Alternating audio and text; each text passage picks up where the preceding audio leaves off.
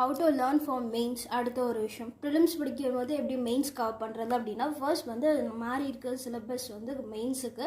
So அது எல்லாத்துக்கும் தெரிஞ்ச விஷயம். இப்போ ரொம்ப டீட்டெயில்டாக இதை மட்டும் நீங்கள் படித்தா போதும், இந்த பாட்டுன்னு சொல்லி அழகாக கொடுத்துருக்காங்க, இது எல்லாமே அப்படியே ப்ரிலிம்ஸில் வரும்.